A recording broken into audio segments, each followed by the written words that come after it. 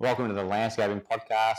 My name's Joel Barnett, and in this episode, we're talking with Grahame Rowe of Better Homes and Gardens.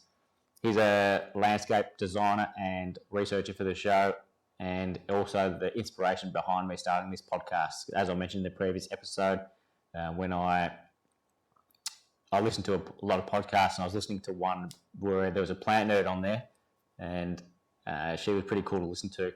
And it made me think about Grahame and how cool it would be to listen to a podcast with him on there. So I was going to suggest it to the podcast host of that show, but then I thought, stuff it, I'll just do it myself. So, caught up with Grahame and interviewed him for this podcast, and you'll see in this episode, can talk. So much so that when I introduce most of the other podcasts, I'll introduce the person and what they do. In this one, we started recording, and then I just asked Grahame, because he was already talking, but I asked him what his role was at Better Homes, just to get the right, just to make it an accurate introduction. But when he answered the question, he just kept talking, so I just let it go, and there's no actual introduction to him on the episode like there is in all the others. So hopefully you enjoy it, and here it is with Grahame Rowe. So what's your title? Are you landscape designer and researcher? Currently with Better Homes. So and you do design on the side, do you? I used to do more, but you know what it's like. I had 2 jobs, 2 kids, so I just said no way to that. I like saying yes because I like working with people and I like creating and I like that part of it. But what I don't like is say yes to you, and then it's 3 months since I've actually even been over there to get your sketch back. I hate that. Down. Yep. And plus, as my kids get older, I'm like, well, I want them to know who I am. I want them to know who their dad is and be involved with them. So I'm like, well, I just started saying no. And but Better Homes is all consuming, and being a creative job, it's 24 hours a day. You know, like you never stop thinking. Even for the coffee and the morning scroll, it's all design or it's plants or it's whatever it is. Yeah. But I love it. I don't see it as a chore. But so I'm garden designer for Better Homes and Gardens TV. But technically qualified, my only qualifications are 2.5 years at TAFE 20 years ago. It was at that time up in Sydney. It was I think it was a Parks and Gardens course, which just basically you come out as a horticulturalist, depending on who you work for. I was lucky enough to be working for the Royal Botanic Gardens in Sydney at the time. So you're an apprentice horticulturalist. So you go do Parks and Gardens and you come out as a horticulturalist. So the landscape is in that sort of group as well? So within the Parks and Gardens was a good course. It was quick. It was only 2.5 years, but you learn the basics of bricklaying, landscaping, irrigation, lawn, nursery, everything. And it's up to you. You choose your avenue. But because of being at the Botanic Gardens for 4 years, indentured apprenticeship, every 3 months you rotate a shift anyway. So I would be with the landscape crew for 3 months. Actually, I've got 6 months qualified tree climbing and pruning, so I'm an arborist as well. But, you swap around, a couple of stints in the nursery and things like that. So, and then you choose your lane. And I didn't know back then that I liked design. I kind of not inherited that. I guess I just, by following your nose, found myself in design. So I used to do more on the side, plus taking stuff to markets and getting my name out there so my kids can grow up seeing dad made some plants or propagate his own plants or take them to like a market, and then seeing people buy and even like barter with other people who have got handmade beanies or food and stuff like that. So it was all that, but then it just got too much, mate. Like you got to start saying no. Yes, that's one of the hardest things to do for most businesses. To say no.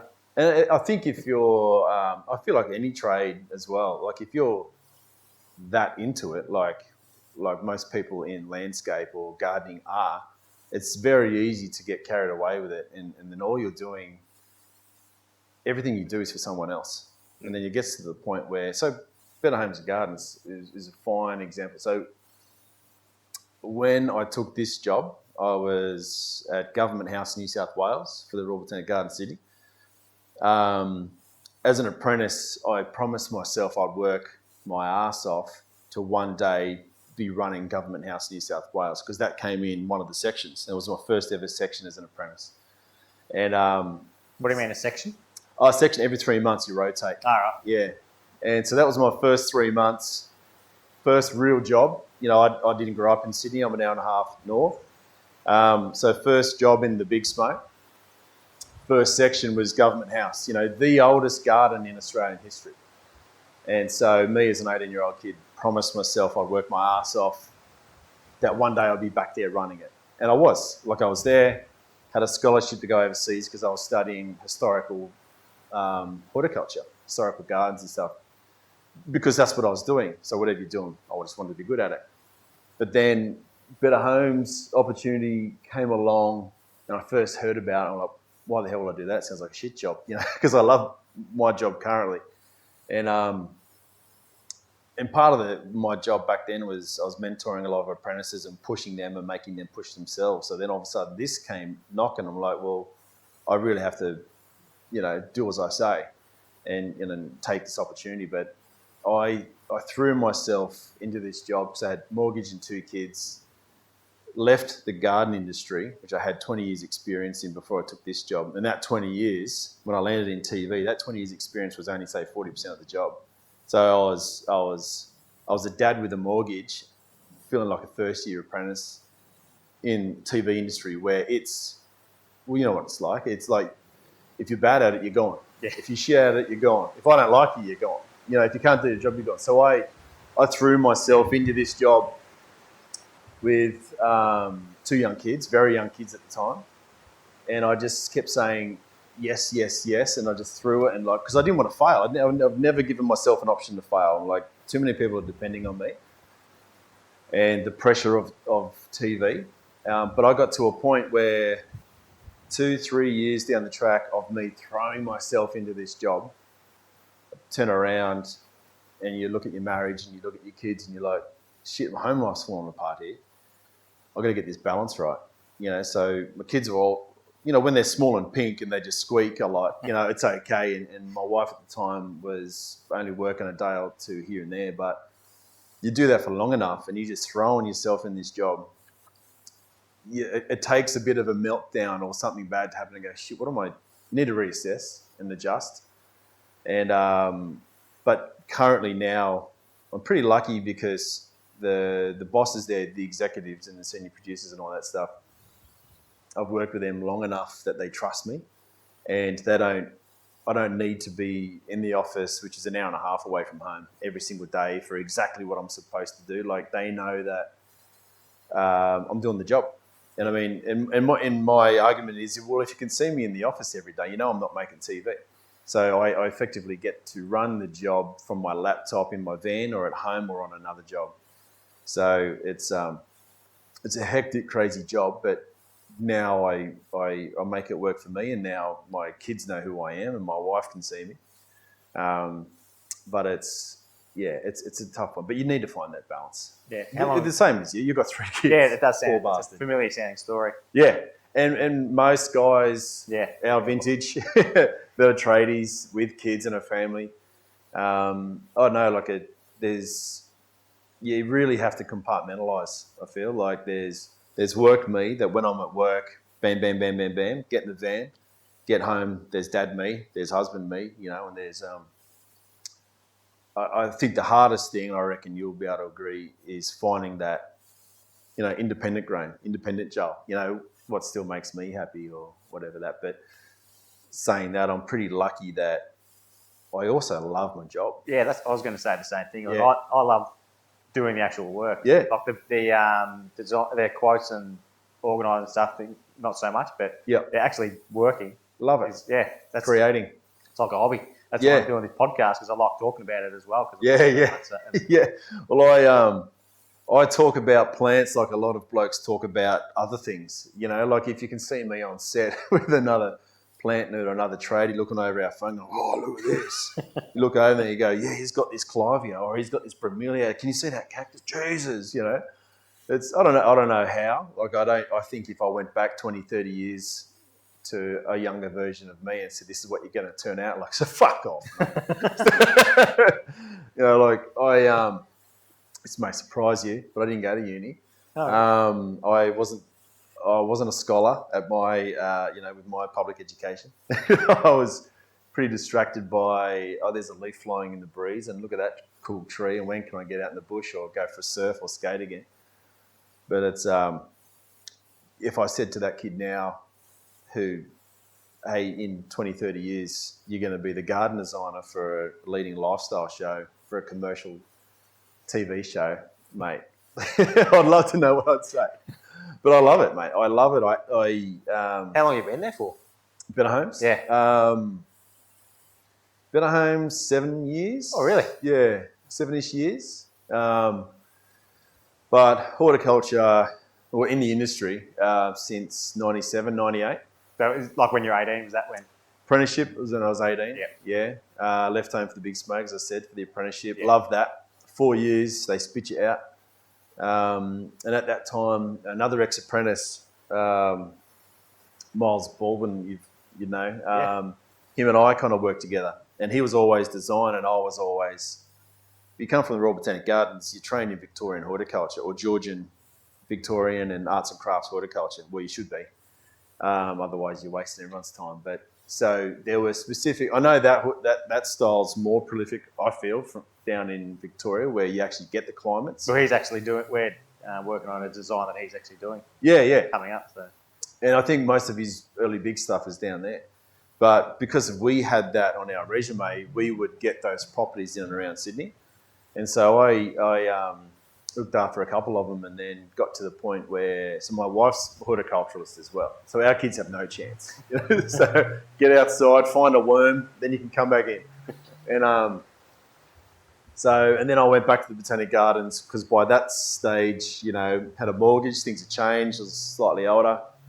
And I looked after Parliament House of New South Wales for about 3 years and then got the job that I was always wanted, 4 years at Government House, New South Wales. And then Better Homes. I'm still trying to work out what the fuck I'm doing here. I still don't know what I want to do when I grow up.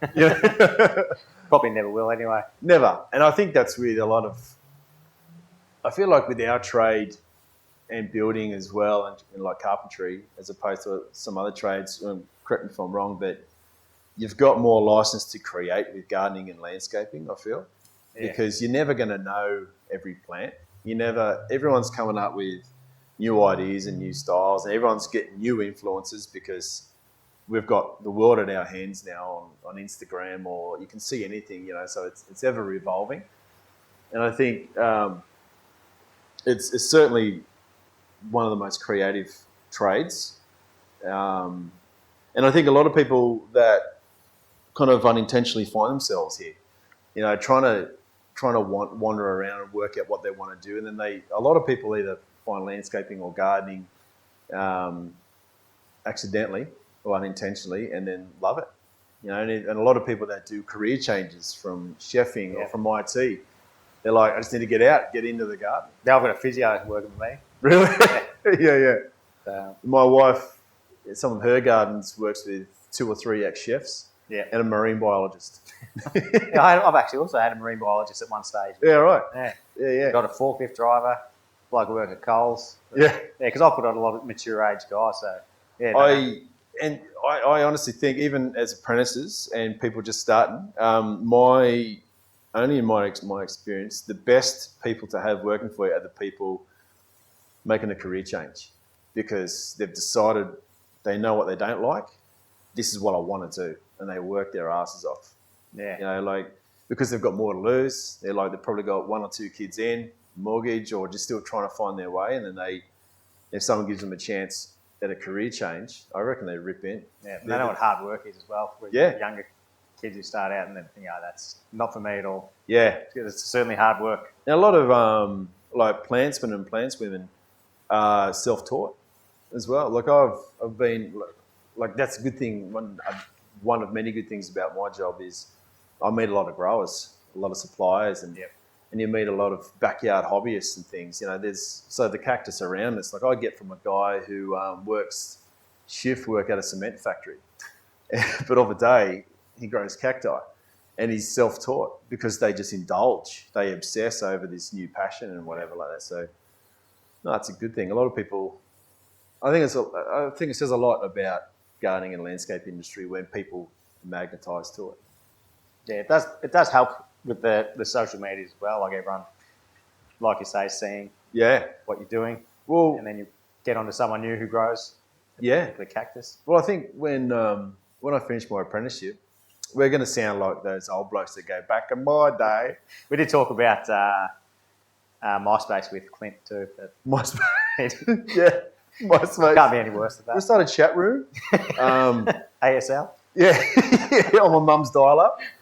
But when I finished my apprenticeship, like if I didn't know Miles, and then he started meeting people through TAFE, and I meet people through TAFE, there was no social network. There was nothing. Your best chance of spreading your wings was putting up a notice board at TAFE. Yeah. And then, or knowing a grower, or going to a commercial nursery, which you do like every other week. That you go there sourcing, and then you run into all these other people. Hey, what do you do? What do you do? What do you do? But now it's like I can just open my phone and see this amazing perennial garden in Germany. Fuck off, So like that's hence why, all this outside influence is just like coming in, and especially in Australia. But I really only know Sydney. But all this money that's going into gardens now because there's all this outside influence as well. But yeah, social media has a lot to say. Social media has a lot to say about pretty much everything. But speaking specifically for just growing plants, being a gardener, doing some landscaping, it's ridiculous. Who would have thought? There's like trade porn. You're just like, oh my God, look at those tiles. Look how nice those miters are cut. Yeah. Zooming in. What timber is that? Oh my God. Look, I'll put up photos of this place here. And I've had people from overseas going, holy shit, send me more photos of that fence. It's like, yeah, motherfucker, I will. It's good. When you started at Better Homes, was there any starstruck moments when you walked in? No. I don't know why. Like, I've never really been starstruck. I mean, we have our heroes. Like, imagine like a childhood hero. Imagine Arnold Schwarzenegger walk through here. Both of us were like, holy shit, it's Arnie. But no, because I think through my apprenticeship in Sydney, it exposes you to a lot of, everything. Coming from a small town and then going into Sydney. So I was seeing these A, B, and C, and D celebrities. And then through that, you just get exposed to a few different things. I've never, with all due respect to everyone, I've never really given a shit about anyone. Like I'd speak to the garbage man the same way as I would to the CEO. Like I just don't care. Yeah, well, when you get to know people, no matter who they are, they're just not people. So, mate, life's full of humbling experiences. We're all the same, no matter who you tell yourself you are. Yeah. But and so when I finished my apprenticeship, we worked for a few names as well, and I didn't care because I'd see them in the morning before makeup, so, and I could hear them in the bathroom, like so. Oh, cool! They are like me. They shit. Sorry, but so by the time I went to Better Homes, I'd already met Hodgie because they shot at Parliament House when I was there. But everybody else off camera are like, "Hey mate, how are you? What's going on? How are your kids? You well? But I guess the only one would be like Griggsy, like Joe Griggs. Like I have ridiculous amount of like I'm awestruck by her because of, and I'm friends with her. Like, as a person, I think she's incredible. So it's not because I grew up with her swimming or doing the Olympics or doing the tennis or Channel 7. When I met her, I'm like, oh, that's right, you're a phenomenal human. And then when you get to know someone like that, and then it gets proven that they are amazing, you're like, you're just, for me, it's more like, wish I could be like that. Yeah. But no, but working with the show, you work with a few sportsmen and celebrities, just doing something, whether it's a product placement or, we did a small job with Nathan Lyon when the cricket came to Channel 7. You meet him and, mate, that's Gary the Goat. But then you speak to him off camera, you're like, oh, he's a great bloke. He's a greenkeeper. Let's talk tradie. Let's talk about kids keeping you up at night, So no, not really awestruck or just kind of starstruck by the celebrities, the presenters, because they also just landed this job accidentally. Like a lot of them just were in the right place at the right time, and someone said, "Shit, I've got a TV show. You can talk. I'll use you." Yeah. So, but no, I was daunted by the pressure of the job, and that part of it, because that's a deadline that doesn't move. The show literally goes on, So for me, I have to find between 44 and 50 stories a year for one presenter. But if the presenter crosses over, I'm doing their stuff as well. Yeah. So that has me a bit struck when you jump in and again, not knowing the TV industry, having the horticulture behind me, but you're jumping in, you're like, holy shit. And it's like, for me, I'm always like, always bite off more than you can chew, then chew like buggery. But literally, you are doing that, like with TV. It's pretty full on. That would be the only thing that really set me back. Yeah, was the pace. Yeah. It's a whole lot. But TV. Yeah, so time is money, my man. Time is so much money, and it's hard. It's hard when new people come in, or even getting tradies in to work with us. It's like if I, when the camera's there, everything has to be done. Otherwise, you're wasting everyone's time and money. And for me, like I'd say you're the same. I pride myself on being excellent at my job. Like there's no harder person on me than me, which is sometimes to my detriment. Too hard on yourself to even appreciate what you've done or where you've come. But I think this job has taught me to be a perfectionist, a control freak, because I'm responsible for 1 million people watching this, and then 1 or 2 seeing it in the magazine, and 1 or 2 million watching it on socials. But I like that. There is the adrenaline. Like, you would have got the adrenaline from doing what you do. Like, you've never worked harder in your life for TV. Yeah, well, I think that's why I like doing the block and stuff. It's addictive. Stuff, and the garden show as well. They're pretty similar in terms of you've got a deadline you've got to meet. Yeah. And you got to work harder than you do at any other time. Oh my God. Career. Yeah, it is addictive though. Yeah. That Melbourne show you worked with us, we did that. At the race down there for 2 weeks. That was full on, and I think you were there for 4 or 5 days with us. Oh, the longest days. but at the same time, after something like that, it's easy to get sick because you're just running on adrenaline. Yeah. Running on adrenaline and just go. Then you stop, because after that build, I went away on holidays for 2 weeks. I think I vomited for a week and a half. Yeah. It's just my body going, why did you do that for? But it is, and you think about it, like there's not many. Okay, so if I was a horticulturalist at the Botanic Gardens, it'd be easy for me to go be a horticulturalist at Wollongong Botanic Gardens, Cairns, Perth, whatever. But with my job, and I think the reason why I want to nail it is because there's not many other garden designers for lifestyle TV shows in Australia. It's a very specific skill set, without sounding like too much of a wanker. Like, it's a hard frigging job. It's hard. It's really hard until you do it really well. And once you know how to do it really well, it's still hard, but you're just at a pace all the time. And I think for me, it's like, I'm pretty lucky to be in this position where I could still be mulching the rose garden at the Royal Botanic Gardens. I still could just be potting up tube stock. I still could be climbing trees. Yeah. Not that there's anything wrong with that, but for me, I always needed something more challenging and more creative. So I'm super lucky to have this job, and that's why I want to make sure I don't take it for granted and I nail it, because it's the variety and the creativity is through the stratosphere.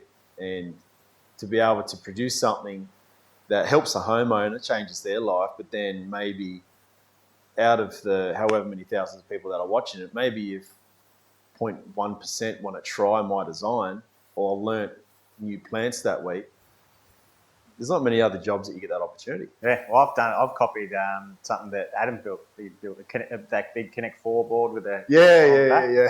I designed one of them into a childcare centre and built that. So. Well, awesome. Yeah, I love it. Like I did this one thing with Hodgie and Adam, not 5 or 6 years ago, I think. 5 years ago, and it was this big thing that looked like it belonged at a winery, and all I had was a pizza oven to work with that was already there. Then the boss said, make it a winter special, like pretend that you're designing for the cover of the magazine. I'm going, yeah, right, no pressure. And we did it. It was pretty cool. Wasn't really my style, but every week has to be different on the show. And then a couple of months later, after it went to air, goes to the mag, got some letters in and some emails in from people with photos, like printed out photos. Remember them? Gonna wait an hour or 24 hours? Yeah. With the date imprinted on the back. It's basically there's this guy, I remember him, because it landed on my desk, and he's like, I loved it so much I tried it at home. What do you think? Here's a photo of my attempt based on your design. I'm like, man, that's awesome. That's unreal. Yeah. And I emailed him back as the guy who designed it, just thanking him. So it's really cool when people watch, mate. People watch it with a fine-tooth comb. Yeah. And that's why you got to be on your mark. But to be able to inspire people, I think, or just get them moving, get them thinking. It was a huge motivator for me to take this job, because I think back when I was doing 2 or 3 jobs before I took the job, I was doing consulting and like teaching on the side. So I'd go around to someone's house, design it with them, and coach them to do it themselves, one house at a time, because I just liked turning people into gardening. And yep. But then this one come along, I'm like, oh, hang on, I get to do that a million at a time. So it's a ridiculous opportunity. Do you still do any of those information things, or I don't know what they're the workshops and stuff? Yeah. Because I know a couple of years ago you did one. Yeah, I started doing a couple out west, and that's where we were looking to move.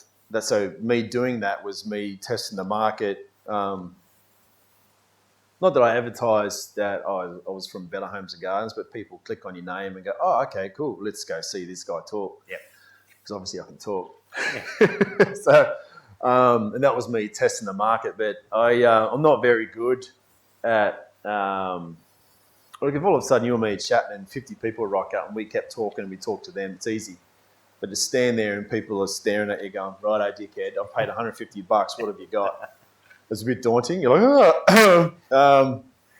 But I used to do those in plant shops and just, meeting people and just getting people into plants. I loved it, but I should probably have to wish I could just jump to the stage where I've got 20 under my belt and I'm comfy. Like I can just wake up after the 21st one I've done. Yep. But pushing through that.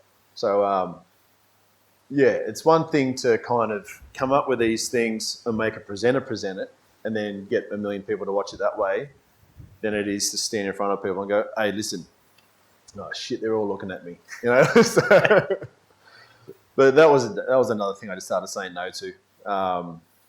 And COVID would have stopped it anyway. COVID stopped it. Selfishly, because we moved houses in the interim, so when I'd go out and do like a plant shop, I had room to have all these plants at home, then move them all out there. And moving here, I don't have room to store all these plants to take out for a workshop and a plant shop. So I was kind of putting it off, and then COVID kind of stepped in. I was like, oh, great, I don't have to find some more excuses. But I like the idea of it. Like there's enough creative heads down here now where I reckon I could collaborate with you. Like I could, like a mate that's into a certain type of plant or this or that. People will pay money to hear someone talk to them about what they're interested in. So those workshops, you pay whatever it was a head. You get a glass of bubbles on the way in. So everyone's bubbles and giggles. Fruit platter, cheese platter. Right, let's get our hands dirty. I mean, it sounds like a good night out. So I do like the idea, but I can't instigate it. Like I can't. Yeah. I'm like talking to you. Like we're pretty stretched. Like as it is with my time, So you can't do everything. No. We can fantasize about it, but we can't. Now, when you talk about designing for particular presenters, when Jason Hodges left and Charlie Allbone came on, did you need to change the way you do any of the designs, or? A little, yeah. It's funny. It's funny because there's not that many people who would have to do this in their career in landscape design or landscaping or gardening. Yeah. Because I do it for a TV show. So when Hodgie left, he had a particular style that he would like to kind of do. I would never get him doing something that I don't think he would suit doing. Like I wouldn't make him do, like a pom-pom garden dressed as a ballerina for his, he had a brand. So like, okay, cool, let's stick within that. Something that he would feel comfortable presenting and doing as well. But then when Charlie came on board, he was, I guess he could be, if you Googled both of them and went to both of their websites, you go, okay, they are different. But how to get that to come through on a commercial TV show is pretty hard. So, and because we were always going to deal with backlash from Hodgie leaving because he was super popular, super relatable. He'd been on the show 78 years. Tell him I said that, Hodgie. And so I'm like, okay, cool. They've given this new guy a go, Charlie, who everyone in the industry knows who he is. Anyone in landscaping in Australia would know who he is. I met him when I met you down at Mifkus. And by that stage, he'd already done Chelsea. He's already done this and that. So I already had my style that I'd do on the show for Hodgie. But then, I had to kind of work out where Charlie was coming from. But then I needed to give him something to go, oh, cool, this guy can design. Shit, I can work with this guy. And then make it as though so the people at home can relate to him. Even though people would Google him and go, oh, he does a lot of high-end stuff, I can't relate to him because I'm just like Debbie from Blacktown that only likes to do something with my clothesline or, like all these, So I just changed a few things. Like Hodgie was really, really, really good at recycling jobs, upcycling, recycling. Because if you've seen his old place and his current place, it's like thrown together. It's the intentional thrown together look. It's super rustic. It's super achievable, and it's fucking charming. Like it's really nice. That's not Charlie. So for me, I would never make Charlie on his second show back do something recycling or upcycling because I know that's not him. I also know that that's what Hodgie was way into. He was into way more stuff, but like if I'm picking one thing. But then my bosses would be like, hey, if Charlie's doing the exact same thing as Hodgie's doing, people are just going to be like, well, why the swap? Yeah. Which I get. Yeah. And the thing is, I'm mates with both of them. So it's a really interesting pickle to be in where, and it wasn't my choice. It's not like I broke up with one wife and married another. They came along and went, hey, you work really good with Hodgie. Listen, there's change coming. Here's your new guy, brand new car. Like, oh, right. And there's no time because the show goes on. Yep. You've got to have those 40 stories, 50 stories a year with a new guy. But, yeah, Charlie and I worked out pretty early on that we work really well together. Charlie from like Mifkus here. I haven't had a lot to do with him. No. Okay, rotten bloke. Yeah, shocking. I can tell. Shocking bloke. But I think we design similar. We both love plants. He's from a plant background, not really construction. Yep. Based, even though he has his business that does that. But he's a proper plant nerd, which is me. Hodgie was definitely more construction. So I think early on, our first few designs, I'd sit with Charlie You go, okay, this is what I'm thinking of doing. You'd be like, yeah, that's sick. That's really good. Maybe, oh, you know what we could do? We could just do that. I'm like, sick, let's do it. But yeah, I mean, because that's the nature of my job as well. Is I'll find the locations and go, okay, shit, what can I do here? Because it's not like we get a blank canvas. It's like, okay, here's Bob and Betty's backyard where their caravan used to be and the basketball court and where their shit son that won't leave. What can you do here? You're like, oh, okay, what episode is this? What haven't we done in a while? What can I do here in a week or two? But I'll pull it all together and then you sit with Chalbo and go, I'm thinking of doing this because we haven't done this in a while. Use these type of plants, we haven't done this in a while, and I really want people to know what this type of plant is, or talk about this style or that style or whatever. Plus the homeowners will change their life. This, no. You're like, great, yeah, that's great. And what about the colour purple? Great, let's do that. You know? So, yeah, it was. You know what? It worked out. It works out. It was a very interesting few months. Bloody stressful because, you know, as I said, I'm mates with both of them, and it's hard to see. It's hard to see someone go through that, but to do it with them, kind of as well, and then still keep my job. Yeah. Like, well, like, why is he going? I didn't. It was hard, man. It was hard, but yeah. Again, nature of the very weird job that I have. Yeah. It's rare for people to be in the industry as long as what he was. So. Yeah, and he's still around. Like he's farm just down the road from here. He was never going to go away, and he's too. He knows what he's doing. It's like someone in whatever industry, and you're that smart at that industry or that specific thing, you don't go away. Yeah. Well, you're not in the industry that long if you're not good at what you do. Yeah. So, yeah. Now, I've got a few New South Wales guests that we're interviewing while I'm here. Yes. And most of them have been from contacts through you. Yep. So how do you know? You're welcome. Thank you. How do you know so many people in the industry? Because I don't know if you've picked this up, but I can talk. Yeah. I guess I know enough weird people like me that go, you're into this, you've got to meet this guy. I met, Clint, you're working with. Clint I met probably 5 years ago, instant bromance, because we both realised that to be such a plantsman or plantswoman and be my age, or our, give or take, is super rare. Well, becoming more popular these days, but traditionally that's our pops and grandmothers. So when someone goes, oh, you're weird, you like tattoos, you like heavy music, you like flowers, you should meet this guy. So and so I met him. I'm like, hey, old mate reckons that we should meet because we get along. And he's like, yeah, I heard about you. Oh my God, did we just become best friends? But I don't know, when you meet people. Like when I met you and a couple of them at Mifkus, I'm like, oh, I know we're going to be mates for a while.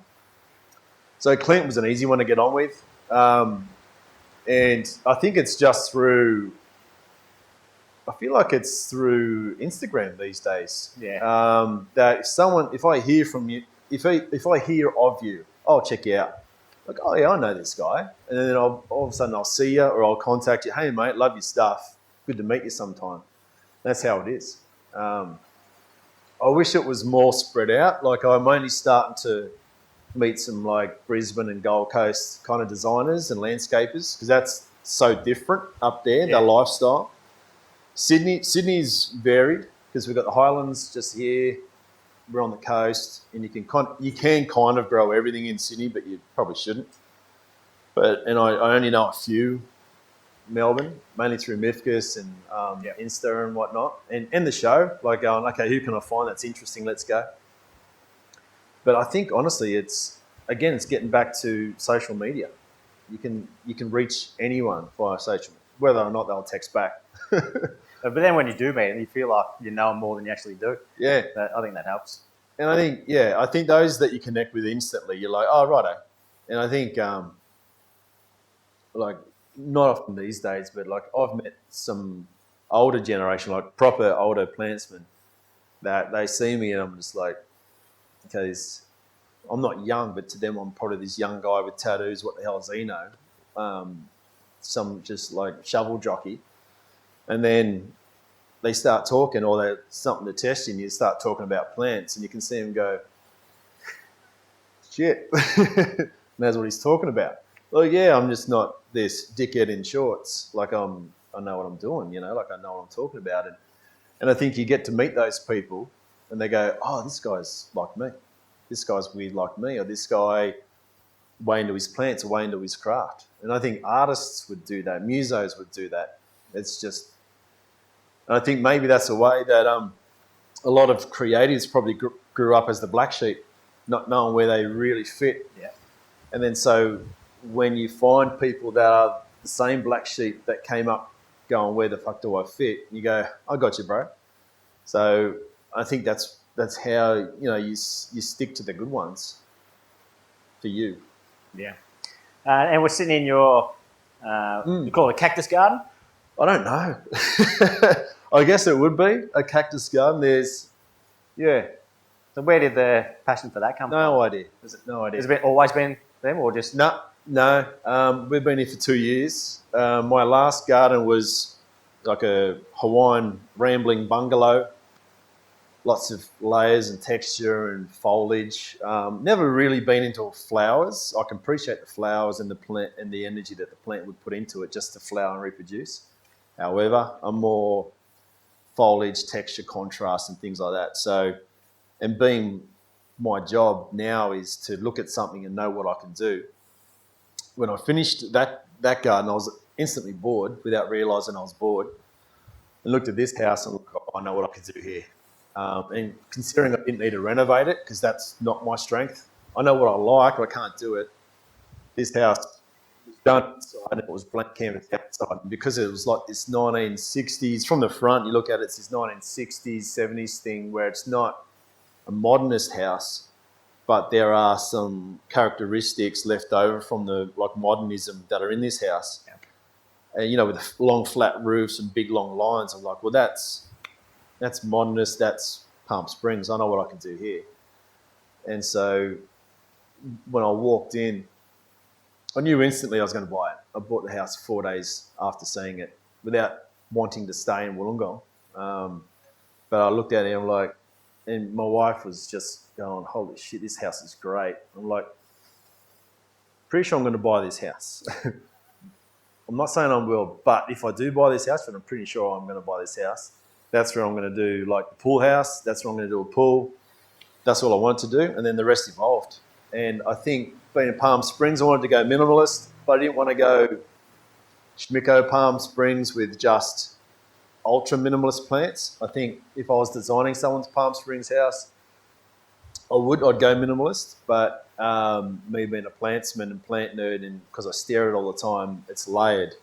And it couldn't just be Palm Springs. For me, it's like, it's mid-century modern, meets arid, but the arid's in a grassland, and the cactus are growing on a hill. There's also boulders, there's also a pool. You know, like it's very specific, you know, paint myself into a corner. But it just happened, mate, honestly. And I think COVID, working from home, knowing a lot of growers, having a bit of spare time last year, I just started ripping into it. And so, yeah, cactus, they're hard to come by, but again, you meet people, you network, oh, he's into that. And I think whatever you're into is what you focus on. And so I just found growers and stuff. I'm like, okay, cool, how do I nail this? I've never done a Palm Springs garden before this.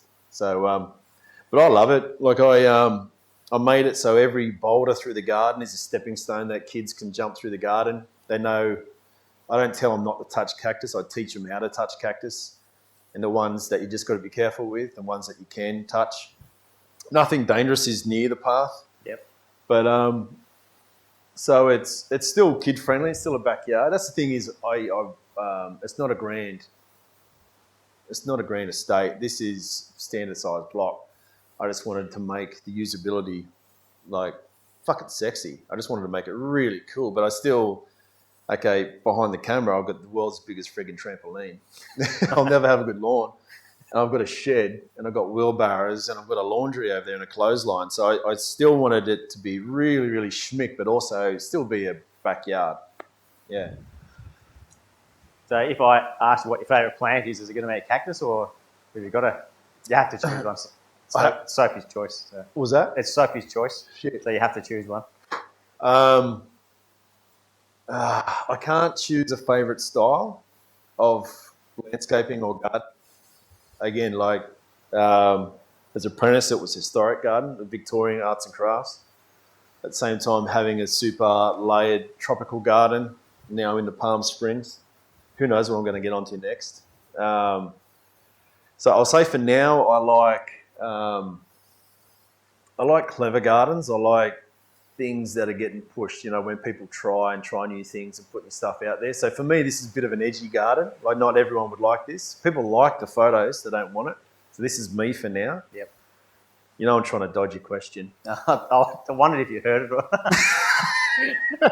I think I like the white fluffy boys up there, Clyster cactus.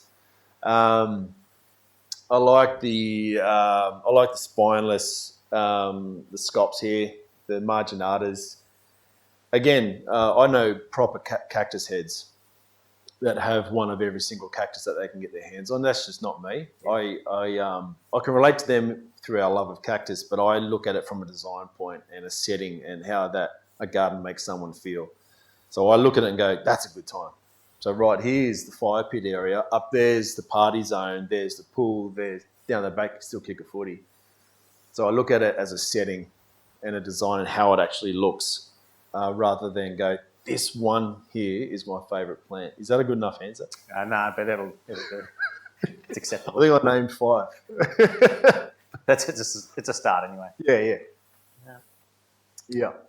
Oh, Grahame, thank you very much for your time. Mate, thanks for having and being the inspiration for me starting the podcast as well. Oh, awesome, mate. Yeah, appreciate that. Because I mentioned it in my my previous episode, but I was listening to a plant nerd get interviewed on a podcast and thought I'd recommend you to that podcast to get interviewed because I'd like to hear you.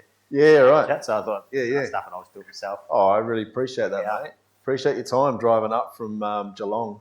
Not an easy feat, but mate, good to see you. Thank you very much. Good on you, mate.